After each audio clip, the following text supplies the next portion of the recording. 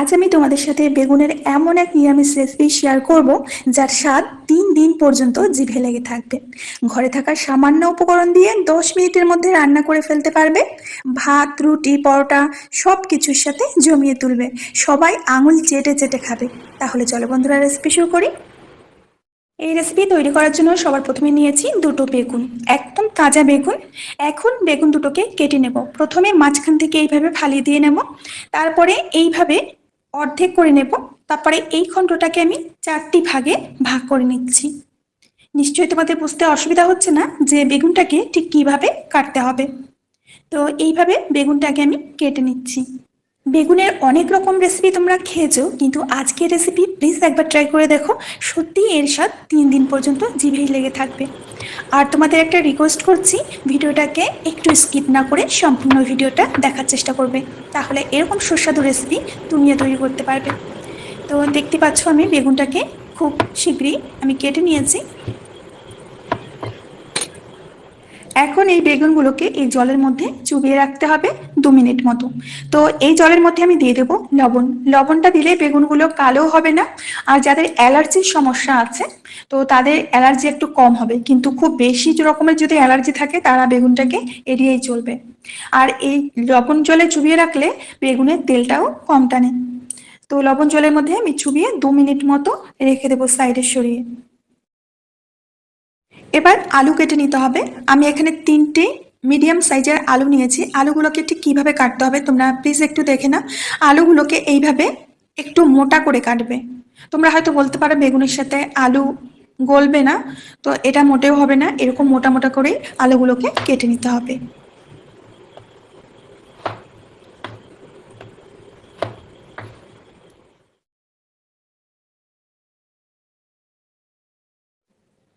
তো বন্ধুরা, এখন বেগুনগুলোকে ধুয়ে তুলতে হবে।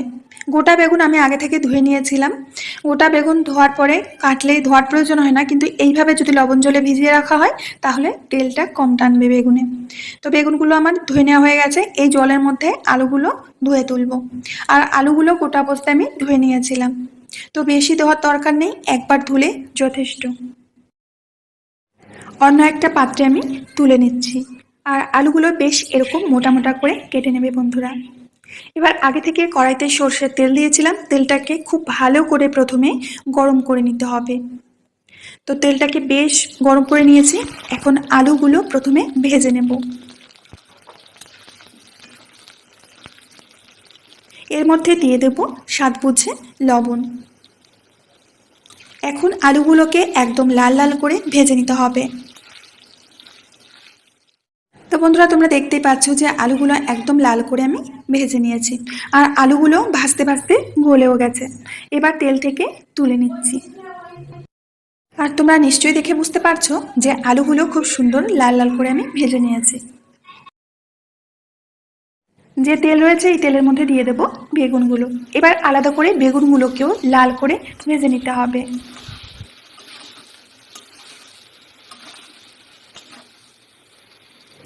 দিয়ে দেবো রঙের জন্য হলুদ।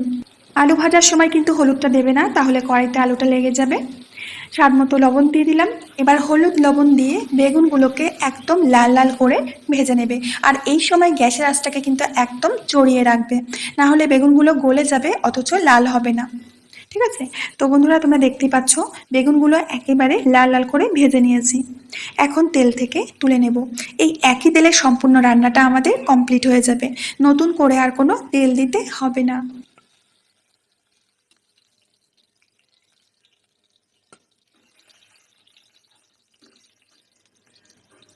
দেখতেই পাচ্ছ বন্ধুরা, একদম লাল করে ভেজে নিয়েছি।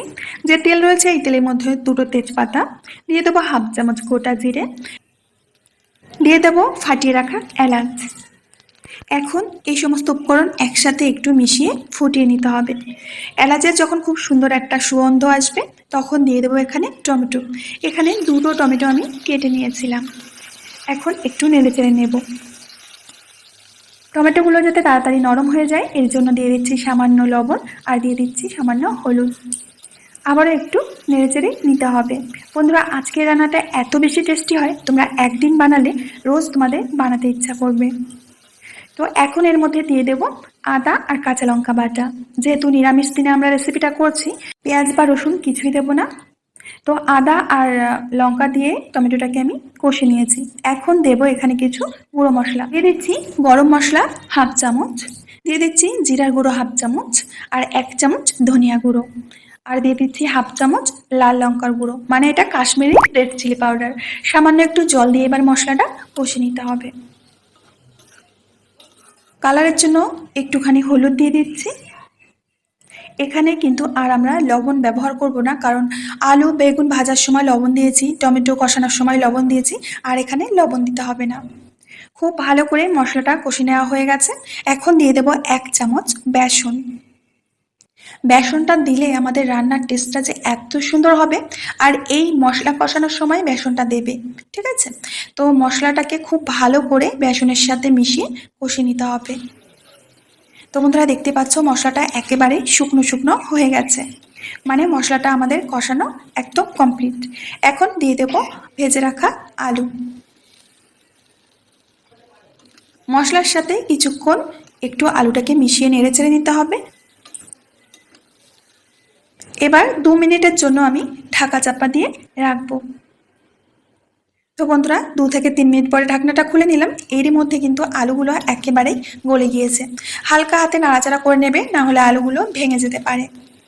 এই আলুগুলো গোটা গোটাই থাকবে, অথচ গলে যাবে। এবার দিয়ে দেবো ভেজে রাখা বেগুন। এবার আলু আর বেগুন একসাথে মিশিয়ে একটু নেড়েচেড়ে নিতে হবে মশলার সাথে। বন্ধুরা তোমরা আজকের এই আলু আর বেগুনের নিরামিষ রেসিপি যদি একদিন বানিয়ে খাও বাড়িতে, সত্যিই বলছি প্রতিদিন বানিয়ে খেতে ইচ্ছা করবে। আর এখন আমরা একটু ঢাকনা দিয়ে ঢেকে দেব। প্রায় 3 থেকে 4 মিনিট আমি ঢাকনা দিয়ে ঢেকে রেখেছিলাম। এখন ঢাকনাটা খুলে নিচ্ছি।